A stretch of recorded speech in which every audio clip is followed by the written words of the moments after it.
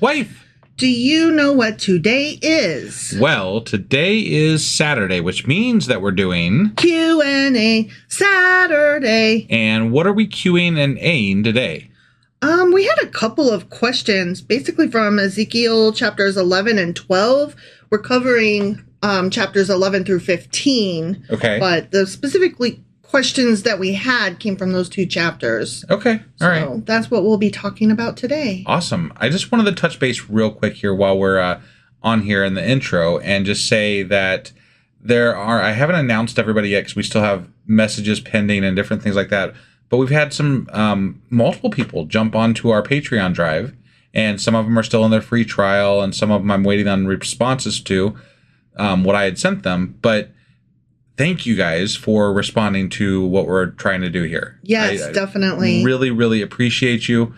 And we will get those shout outs done. They are going to be usually during our normal run of the week. So they'll be coming up here in the next week or two. Mm-hmm. So just bear with us on that stuff. But just a short thank you. So thank you. Yes, definitely. Thank you from the bottom of our cold little godless hearts. We are so grateful. That being said, we still are quite a ways away from our goal. Mm-hmm. So if you do have the ability to give us $1 or $2 a month, definitely hop over to our website, sacrilegiousdiscourse.com, and click on the link there where we're tracking the drive, and it'll take you right to our Patreon, and you can sign up right there and help us out. Yep. That being said, are you ready to get into this Q&A, wife? I sure as fuck am. All right, let's do this. Okie dokie.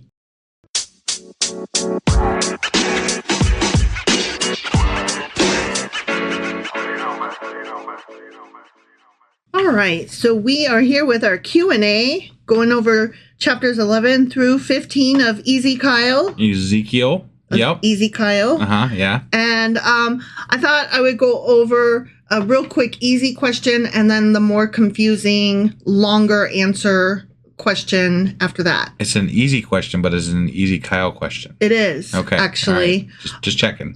In chapter 11, verse 3, it reads, "They say, haven't our houses been recently built? This city is a pot, and we are the meat in it." Yeah. And we had questions like, honestly, what the fuck? Right. Like, we didn't really get that whole analogy thing. Right. And it just didn't, we kind of just read over it. We were like, okay, whatever, God. Yeah. Meat in a pot, whatever. Yeah, I mean, exactly. we can imagine-ish, you know. Sure. Well, with regard to the rebuilding of houses, yeah, that was a symbol that peace was happening. Got it. So okay. When they said, haven't our houses been recently rebuilt?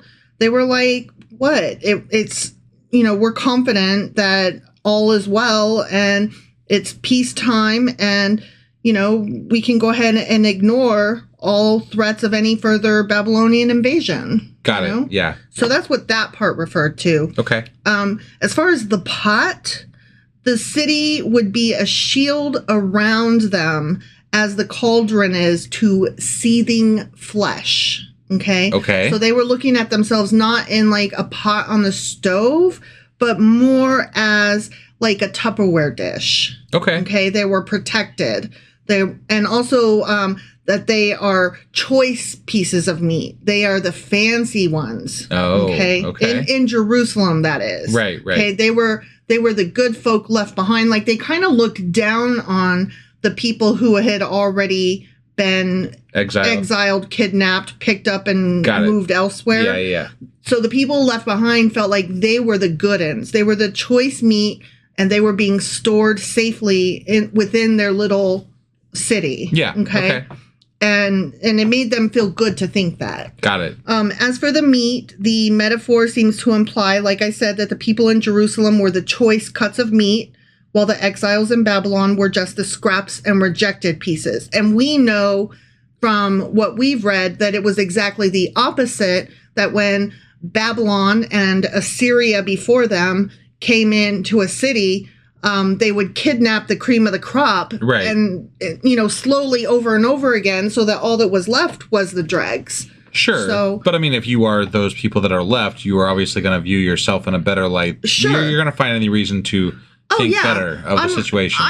I'm not trying to talk about how they felt. Right. I'm just saying it was a common war practice to take the cream of the crop people, right, the more talented, the more rich, the more skilled, because then it leaves the more less qualified. Well, and also those are generally people that are leaders in the community, which cuts down on people fighting against the people trying to control you. Exactly. Like, not only are the only people left unlikely to be able to fight, but they are also less likely to be able to lead. Right. So, yeah, that's what I mean by dregs of society. Got it.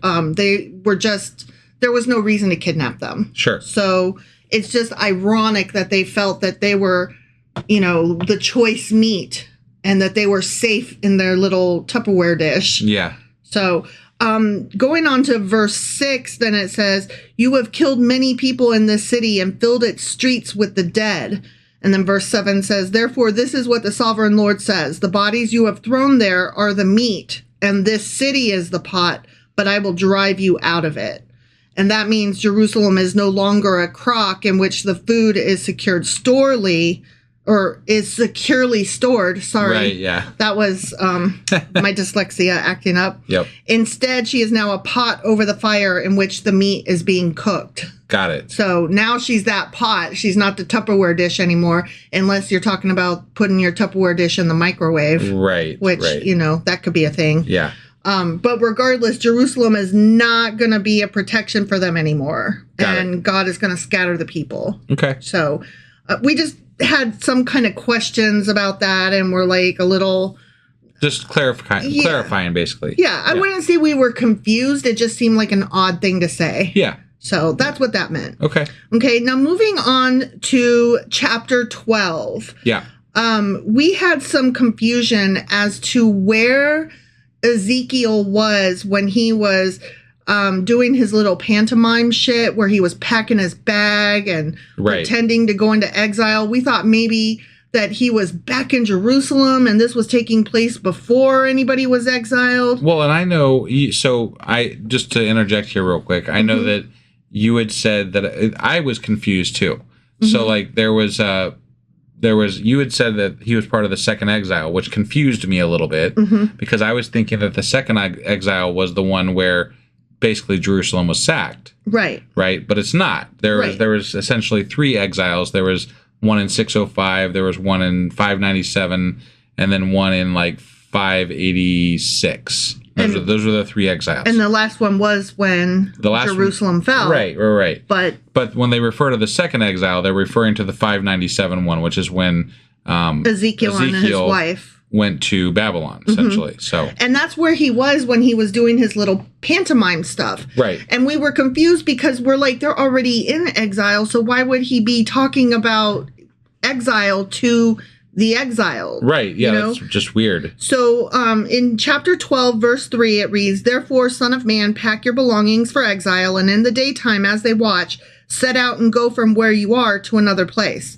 So it would have seemed like he was back in Vision Land, or else that this took place prior to him having left Jerusalem, that he was speaking to the people of Judah or Jerusalem. Yeah. But no, he was actually doing this show for the Babylonian exiles. Okay. And here's why. God commanded Ezekiel to act as if he were going into captivity or exile, even though he was already an exile in Babylon. God wanted him to act this out among the exiles to make a message from God clear that all those remaining in Judah would go into captivity. And it's important to keep in mind that there were many false prophets during this time in Judah, Jerusalem, and even among the exiles in Babylon. And the false prophets were promising that God would rescue his people from the Babylonians. Got it. So he was speaking to his brethren saying, he's like, no, we ain't gonna get rescued. Yeah, he's saying, that thing that we went through, this thing that I'm play acting, our folks back home are gonna be doing this too in a minute. So just, stop with your nonsense. Right. And rival prophets were foretelling a speedy return to a flourishing Jerusalem. And he was like shaking his head, nope, not going to happen. Got it. And it was likely hoped that this action would make the refugees realize that those left in Jerusalem would shortly be joining those who had already been deported to Babylon. So that makes a little bit more sense in regard to where he was and what he was doing. Sure. But it seems like really weird that he had to play act this and couldn't just be like, hey, those guys back home are going to have to pack their bags soon. So says the Lord. Right? Like, I don't know. The whole play acting thing just seems really just unnecessary and dramatic. And yeah. But I guess if he's doing this all day, he's probably gathering a crowd. Right. And then, you know, when they're like, look at this freak, look what he's doing. Look, he's digging holes in walls and shit. Hey, watch this guy. And then as they gather, then he can stand up and be like, so this is what I was doing before a large crowd. Well, and it seems like they are very big on demonstration. Like the Ezekiel in particular is really big on demonstrations, right? Yes. There was that whole hypothetical year and a half where Ezekiel was supposed to like lie on the ground and, you know, shit on the floor and whatever the fuck he was doing. A day for every year of sin or some shit. Yeah, it was ridiculous. I mean, so like that was supposed to be a performance in front of people. This is supposed to be a performance in front of people. Right. He had all the elders over at his house, and that's when he had one of his visions. So that was kind of a performance in front of people. Sure. You know, like there's just all this like performative performance art. Yeah. So it's interesting.